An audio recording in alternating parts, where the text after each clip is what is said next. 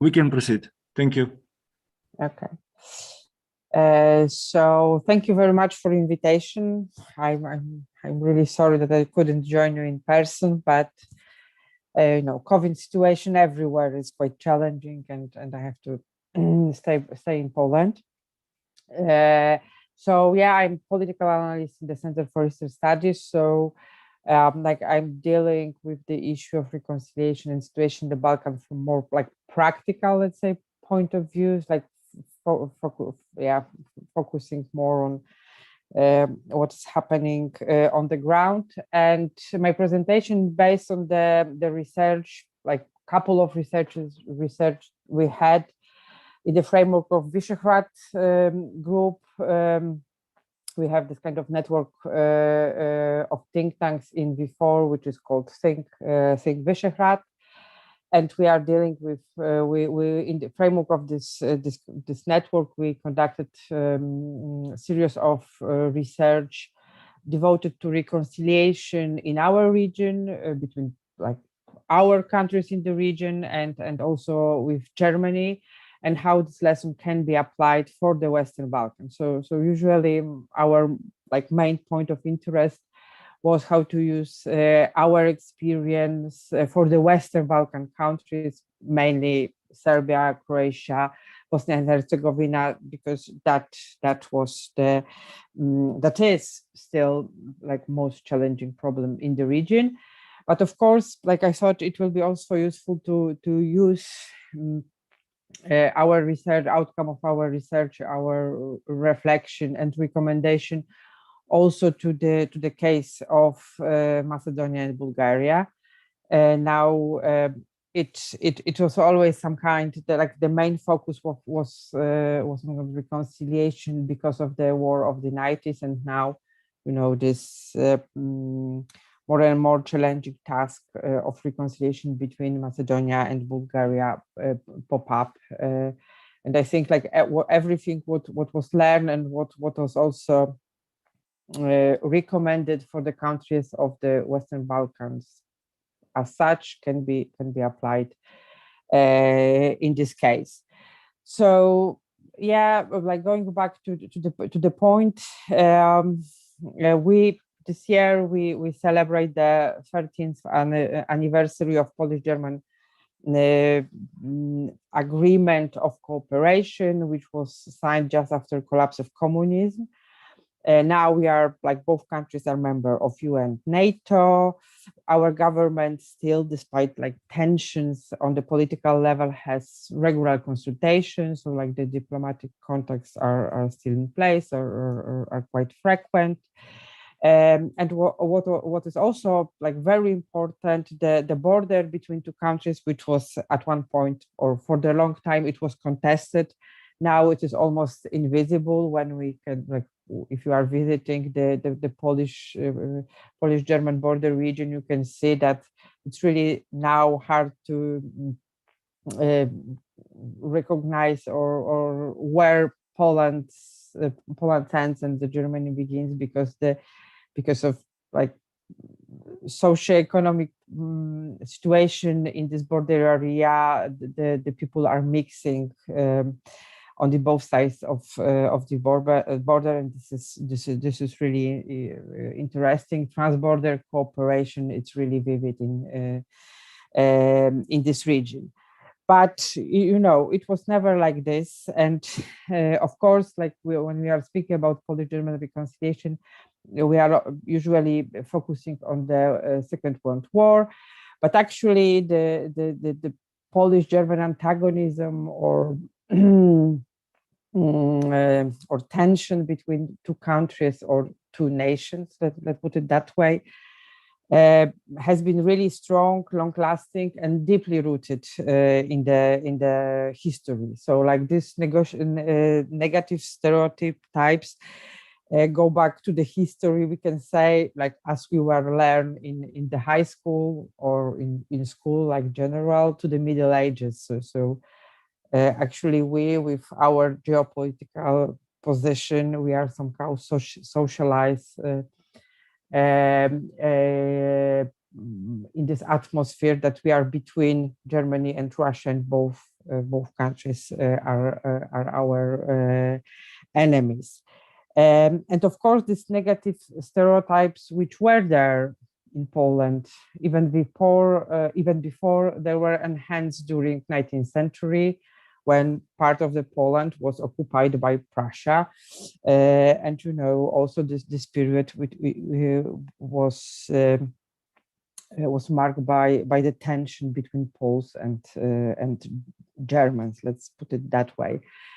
Also, interwar period was really tense, and then we have the Second World War, and whole bunch of problems which are connected to what happened in Poland during this period. So we have like 7 million of victims who were killed by German troops in Poland.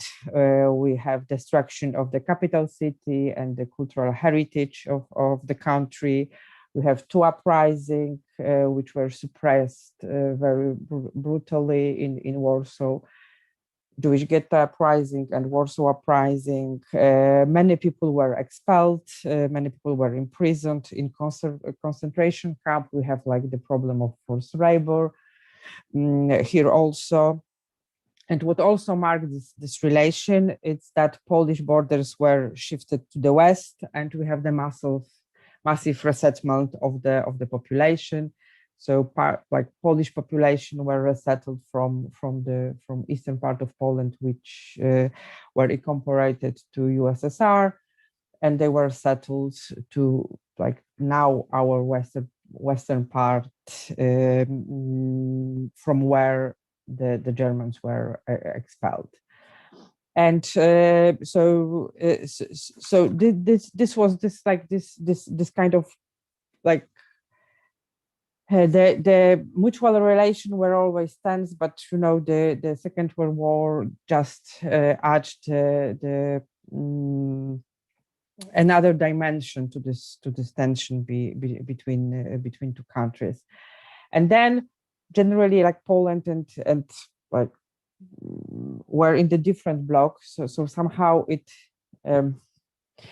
especially in Germany, I think it somehow helped to establish the new the narrative about the Poland, and also somehow like it is perception, of course, from Warsaw that the responsibility for the crimes committed by German troops in Poland weren't discussed in Germany as such after the Second World War. Both countries, both societies were focused on its own victims. So in case of Germany, it was expelled people expelled from the territories which are now in Poland. And Polish narrative were also focused on the victims of Second World War. And in both countries, the negative stereotypes about each other were cultivated. And then after 25 years after the war, we can observe some changes. And before the reconciliation between two countries happened, we have the series of the very symbolic gesture from different parts of society.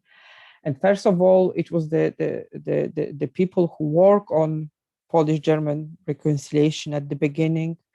It was Polish Catholic Church and German Protestant Church. So this was this milieu when the idea of the reconciliation of two nations came from, and it ends with the famous letter of Polish bishop to its German counterparts, which is titled like "We forgive and ask for forgiveness." And it was in 75, and in 70, the Willy Brandt, the Prime Minister of Germany, came to Poland and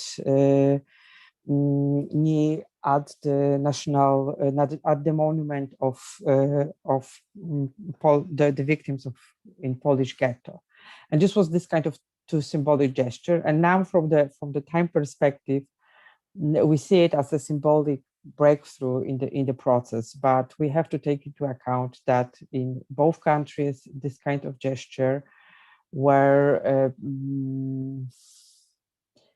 not welcome. Let's put it that way. It's there were a lot of criticism, also in Poland and Germany, and they. Catholic Church in both countries and also the political elites were somehow accused of betraying of the national interest.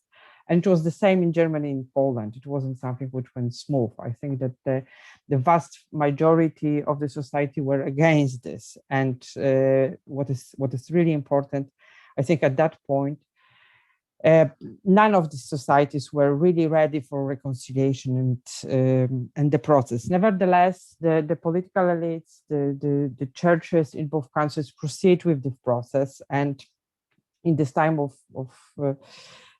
like Polish-German rapprochement, let's put it that way, many new agreements were signed. There were some agreements about economic, social issues. But what is most important, we started from this very beginning to establish the institutional network for the future understanding and reconciliation. So it was the time when we, both countries were thinking about the common institution who not like contribute to reconcile, but rather it was this kind of thinking that we have to start from the beginning. We have to support the exchange of people, exchange of scientists, some kind of this, to create the network and to establish the people-to-people contact, and then we can proceed with the reconciliation. What is also important, both countries adopted the recommendation of the UNESCO Commission for History and Geography books. And it is also important that it was both countries. It wasn't one, but it is like both countries agree on that. And of course, like 20 years later, with collapse of communism, like we have new context of bilateral relation.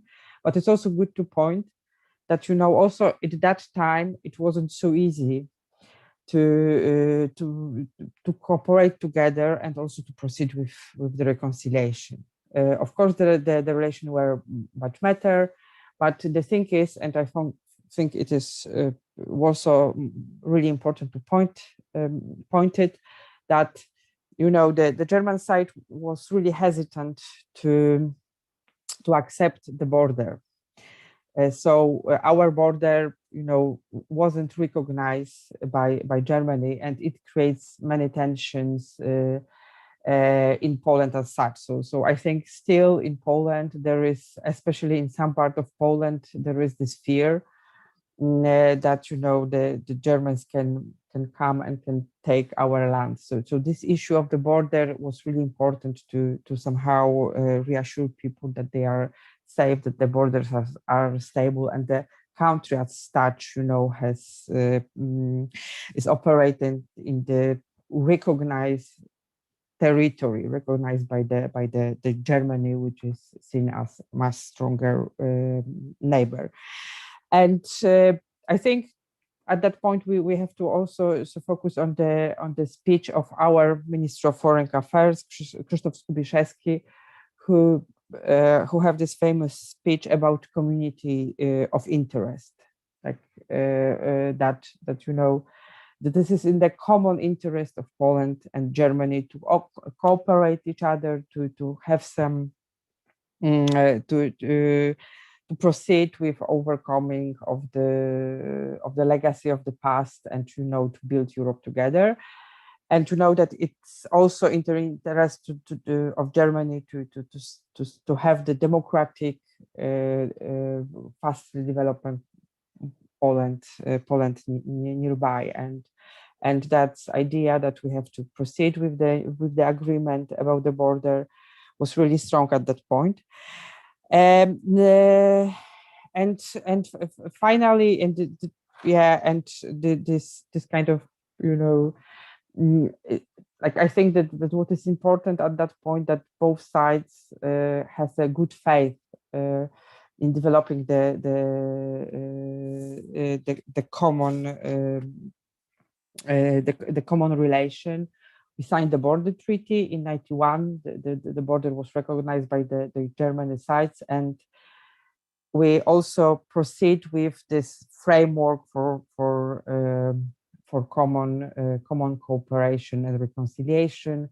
So it was the foundation for Polish-German cooperation established. They were this organization is like the most important organization who support the cooperation on the social level between two countries. It supports the youth exchange, scientific research, academic exchange, various projects which are focused on the research about the common relation. What is also important, it's also some part support the project which is called Remembers and the Past, which is devoted, it is mainly focused on reconciliation processes in the Western Balkans. So about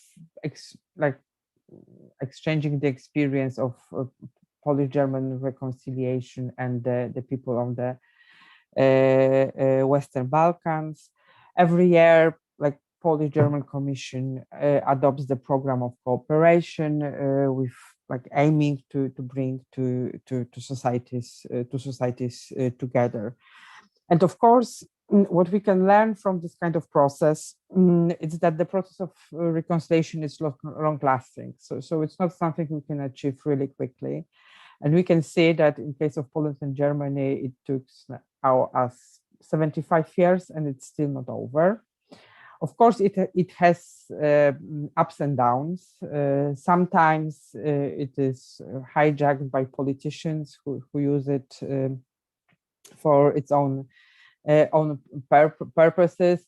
Now we can see that Polish government somehow raises some issues in Polish-German relation, but we also have to remember that in the first decade of 21st century, it was mainly German side and the organization of expelled people who pushed for a more strict policy towards Poland in Germany. And also they were, at that point, the relation were really bad, mainly because what was happening in Germany, and that the German parties for the German parties, the expelled people are, important part of electorates. So they were somehow wanted to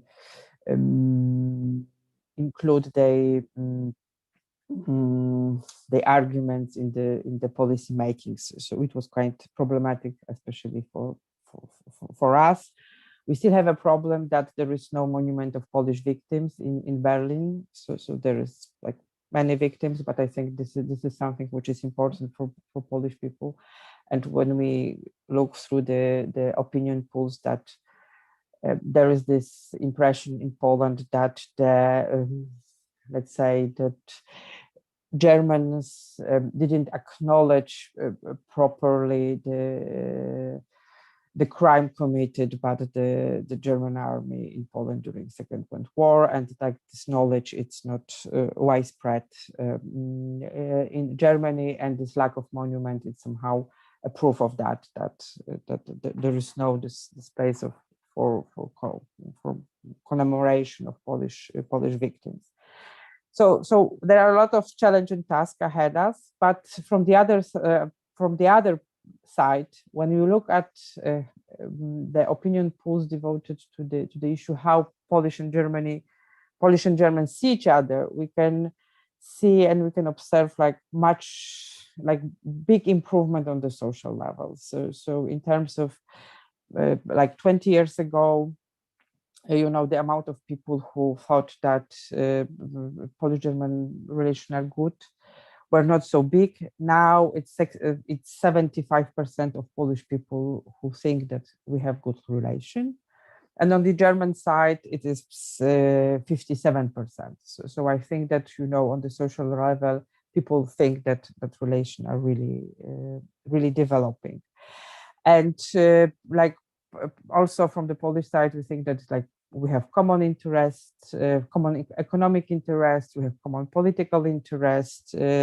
So we cooperate good in the European Union, and only 14% of the Poles think that relations are bad. So I think that taking into account the atmosphere and the narrative, I think this is really minimal number of people. And what is also interesting, that only 12% of these people think that these relations are bad because of difficult historical experience. That they rather think that it's the policy of Polish government who is to blame for this bad relations. So we have two parallel processes. We still are trying to reconcile, to address some kind of issues which are problematic in our history. But at the same time, social perception improved very much. What is also more important, that one aspect of this relation, it's relation between Poland and Germany, but also the other aspect is the relation inside Poland as such. So before, after the Second World War, there were a lot of people who stayed in Poland, who have we can say blurred nationality, or they were Germans, and also there were a lot of crimes committed against this group.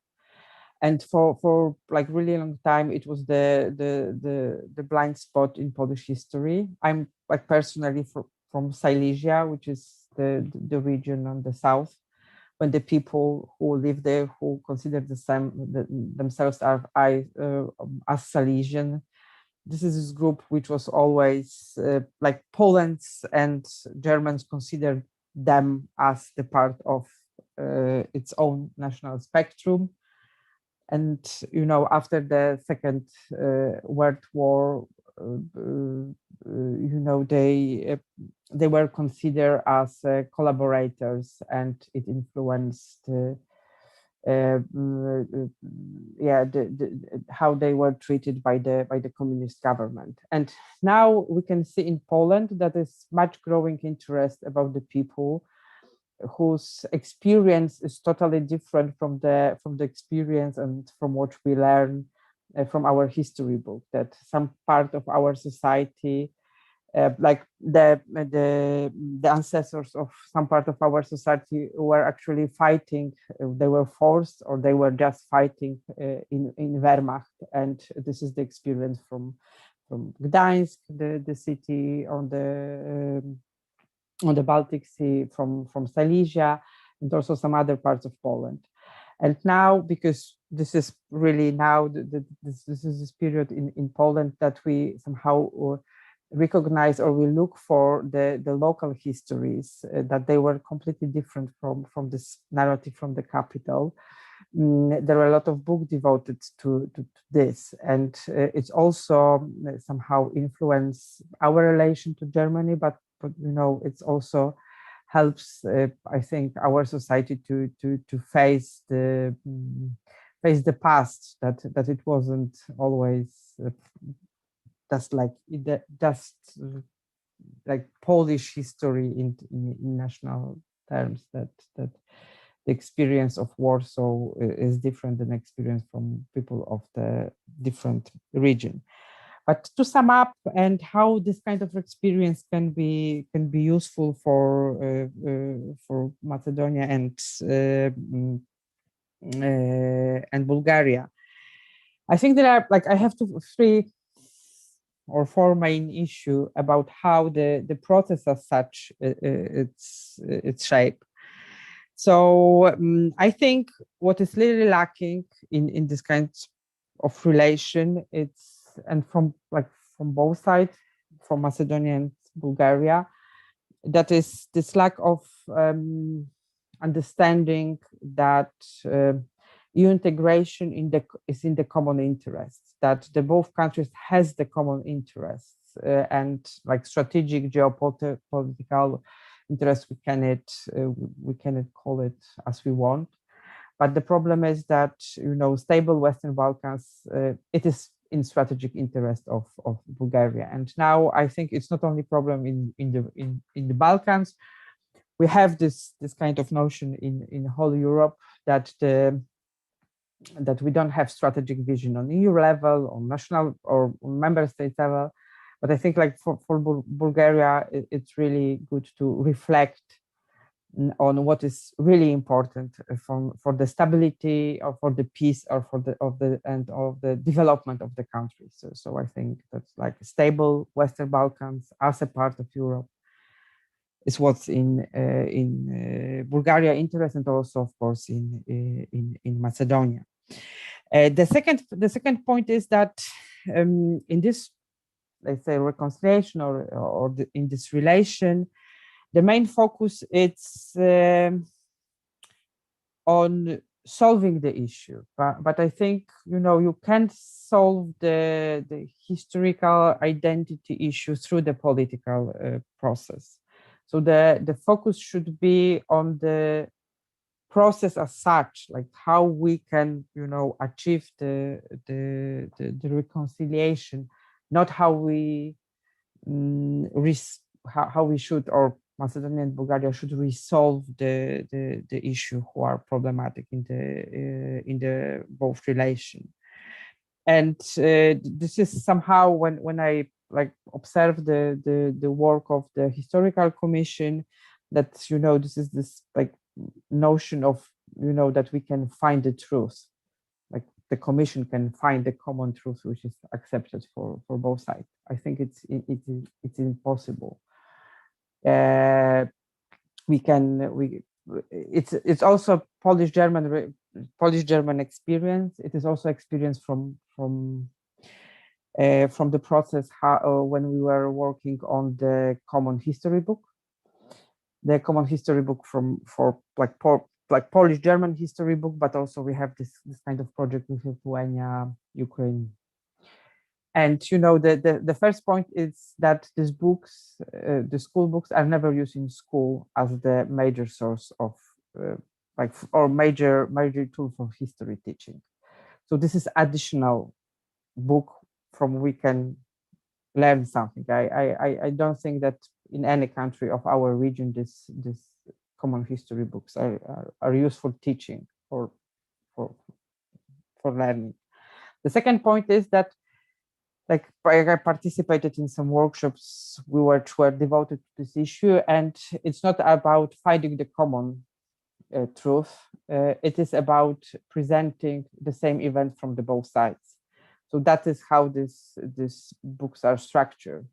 Is that the same level? It's described from the 2 points of view, and the pupils, teachers can learn about how both sides can see it. So the aim of this process, the aim of the exchange, it's not something. It's not that the truth will be found, but rather that we can understand each other, and that we can understand that both sides can see different events from different perspectives. So this is more about understanding than about the truth.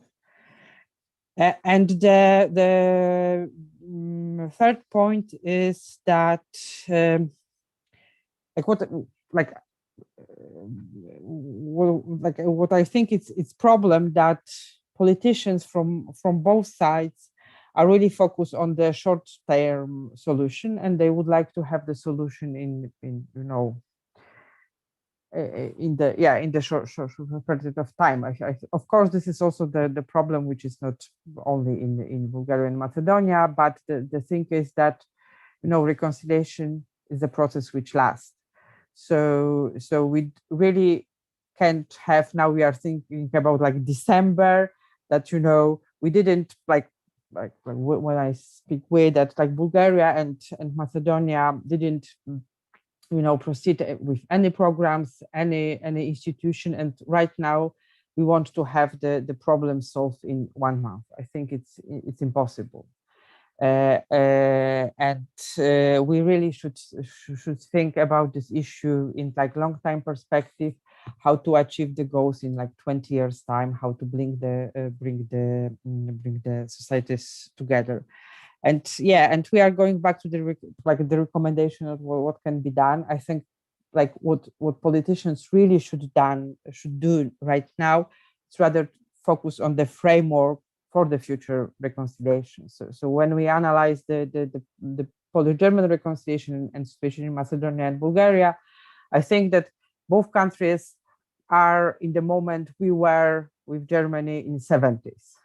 So this is this kind of point when both society don't understand each other, don't have much interaction, don't understand the arguments from the other side. So the thing is like really to find some framework to establish the institution and to proceed with the process, taking into account or having in mind that this is just the very beginning. Because otherwise, if we don't have the strong social foundation for the reconciliation process, the process will be really fragile. So of course, now when we are speaking about like practical terms, of course, Bulgaria can force Macedonia to implement some solution. But on the social level, it backslash. It was mentioned before that, you know, Bulgaria started to focus on nationalistic agenda after entering the European Union. And I think it also will be the case in case of Macedonia. So of course, some things will be suppressed for the period of integration with European Union, and then it backslash when or if Macedonia entered the European Union, because you know this process of reconciliation will be without strong social backing.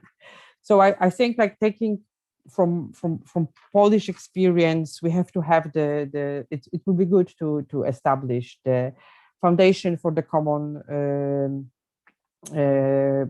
bilateral relation, to support the youth exchange, to support scientific exchange, to finance really to especially I think Bulgaria, which has a lot of tools, it should, you know, provide the money for the academic community to conduct the research about the things which are problematic for them. Like we speak about this with Spasimir this morning, that if Bulgaria have any programs for, you know, doing the research about the like history of Macedonia before 45, this is, you know, working in the archive. I think this kind of like common conference, common projects should be financed. We have RICO. RICO is devoted like Regional Youth Cooperation Office. RICO is mainly devoted to the Western Balkans, but maybe it would be good also to establish cooperation with RICO and to include Bulgaria into this framework to support the exchange of the students, of the young people, to develop the cross-border cooperation between the cities, like to really now focus on the creating the environment for future reconciliation, because I think that how this problem is addressed right now on the political level, it won't bring us any long-lasting solution. Let's put it that way. And when we look through the reconciliation process in our region, it was never like that the political agreement were solving the identity, history, or cultural issues. It was rather like that this kind of agreement were creating the framework for common understanding. Not, they were not focused on like establishing the truth, which describes the common history. Let's put it that way. And I will finish here. Thank you Thank you very much, Marta, for your excellent overview of the German-Polish reconciliation process, and thank you for highlighting the notion that it's reconciliation is a long-standing and long-lasting process. It's never straightforward. It's a process with a lot of challenges. I'm sure that there will be a lot of questions. Katarina, you can come here or here. It's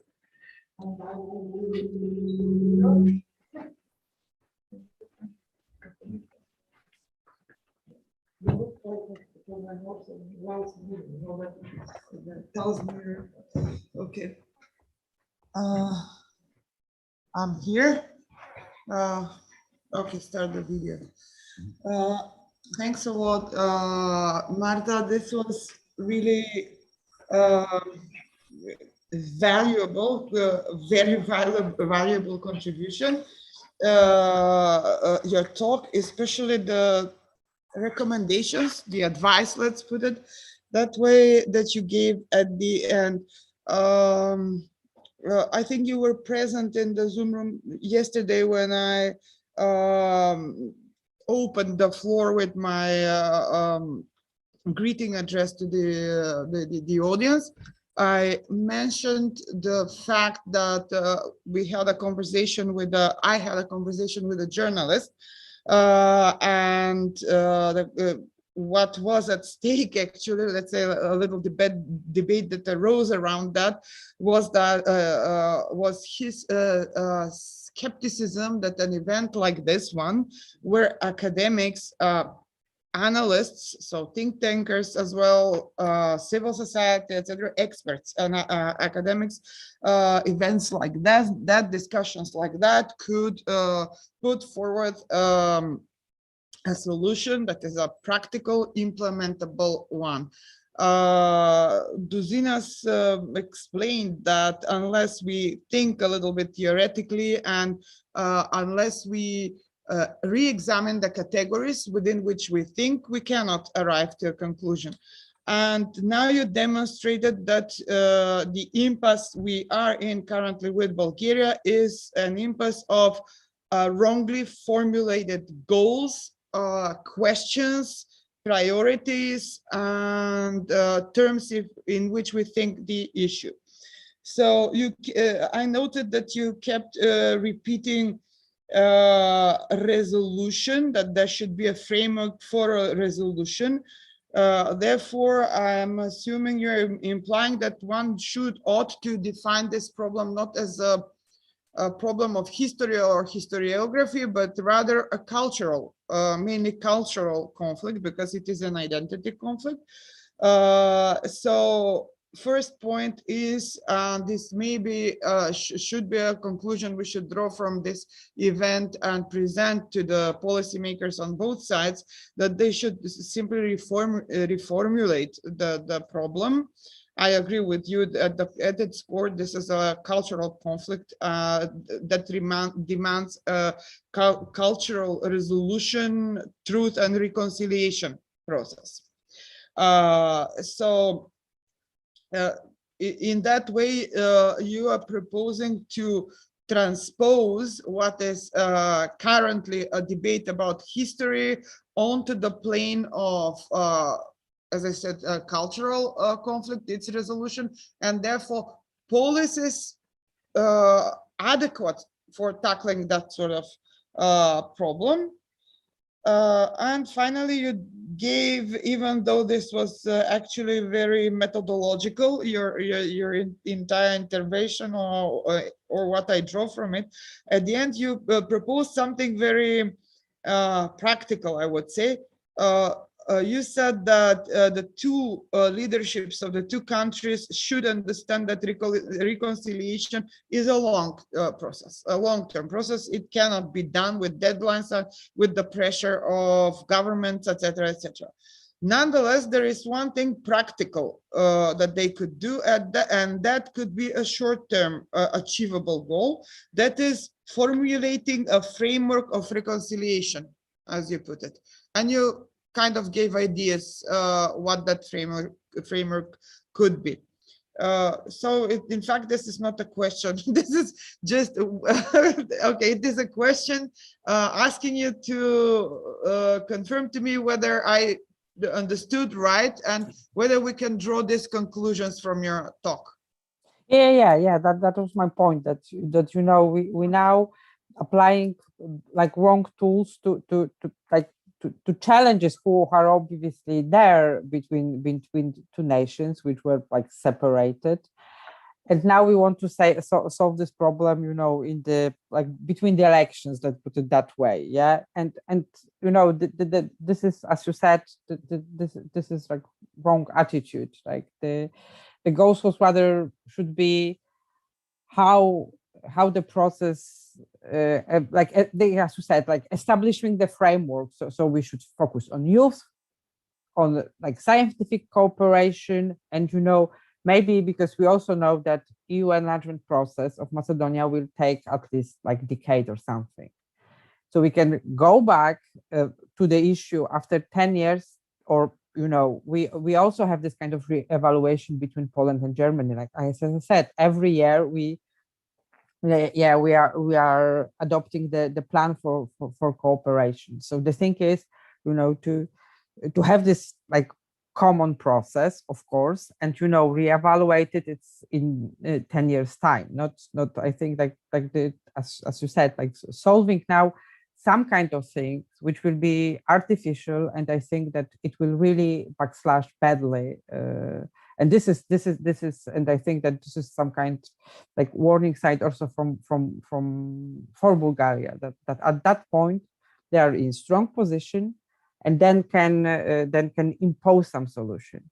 But for the like for the long time perspective, I think it only creates the more division between two societies, because you know, it's like the relation are problematic. They are asymmetrical, of course, and you know, the politicians should think what is really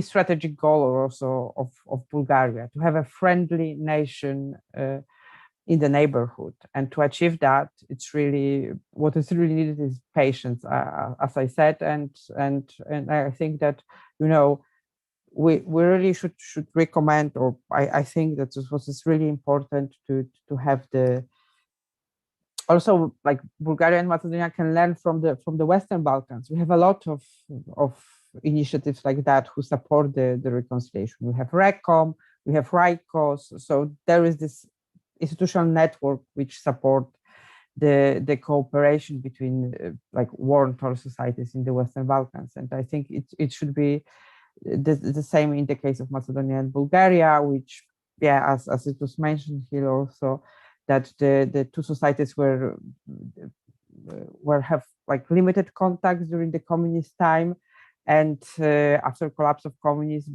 both countries were totally focused on the different things. Like Bulgaria were focused on the EU integration, and when it stops, it somehow start to rediscover its history. But we also have the same in Poland. Like the communists suppress a lot of historic debate, and now after 30 years, we are, you know, still like rediscovering blind spot. And this is I think this is also the recommendation, that this is blind spot or the both sides. So the both sides should focus on maybe common historical research to rediscover this problematic area. Thanks a lot. Thanks.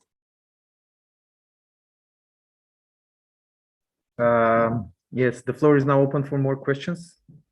Are there any more questions here? First, or from, yes. There is no one, I will go there. Are there any questions from our participants online? Please feel free to raise your hand or just unmute yourself and ask a question or share a comment.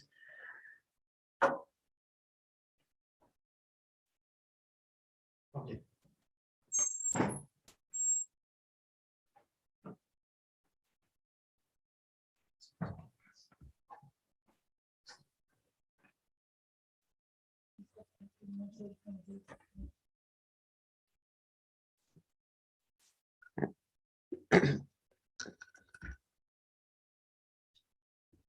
First, thank you for this excellent and fruitful presentation. I have a question. You mentioned the common historical textbooks, German, Polish textbooks. And I'm just wondering whether I heard well that you have also the same attempt between Poland and Ukraine, right? Yeah, yeah, Okay. I think, yeah, And, Ukraine and Lithuania, I think. Okay, and you said that they were not implemented in the schools because, and here is my question. Was it because of the didactical purposes of the ministries of education of every national state? Or we heard yesterday from Gabor for this Hungarian Slovak experience, when in the end one of the governments asked for something like a supra peer review by the more nationalistically oriented historian, and it was the main reason to stop the implementation of a possible history textbook. This is my question. Like I'm not sure if I understand you well, but I think that this school, like these textbooks, were never aimed to be implemented at school as the basic textbook. So you know, it's somehow the of course there were review couple of times, they were adjusted to the common like the current stance of the research on our history. But you know, I think in our region the history, it's somehow like every country in the region is teaching the history from nationalistic point of view, or national point of view, let's put it that way. But you know, this common history book, I think it was like, what was the aim of of course, one, it was to create the environment when the scientists can think about the different perspective.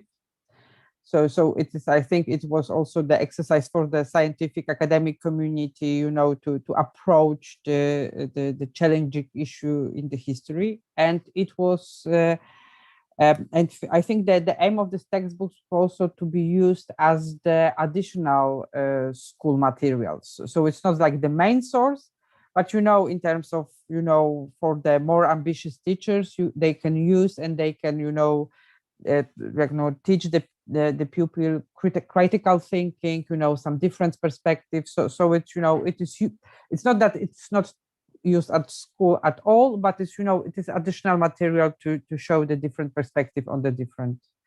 I get it.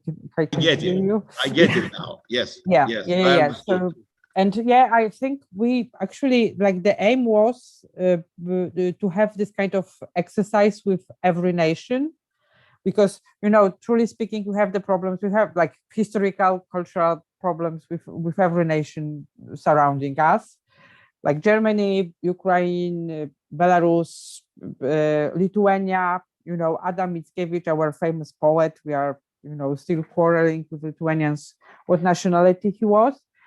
So this was this idea to have this kind of exercise with everybody, because the problems are there, but they are not politicized. This is the thing, that they are not bring to the political level. So this is the other work of scientists, you know, and we somehow more focus on exchange and, you know, getting to know each other better. But, you know, we have a lot of tension, like with Lithuania, for example. You know, he's raising up from time to time. So that was also this issue of common history books. But as I said, like it is not like that it is, you know, the one version of the history who can be accepted on the both sides of the border. It's rather to show people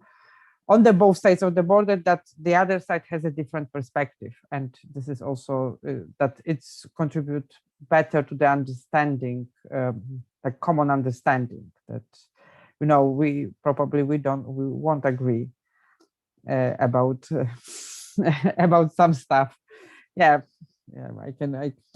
so education, and maybe it could be an idea in our future workshops to concentrate on one case. For example, as you mentioned, Adam Mickiewicz, and how he was treated in this common history textbooks in a multi-perspective way. Thank you very much once more.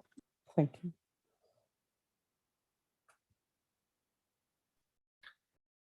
Are there any additional questions, maybe from the participants online?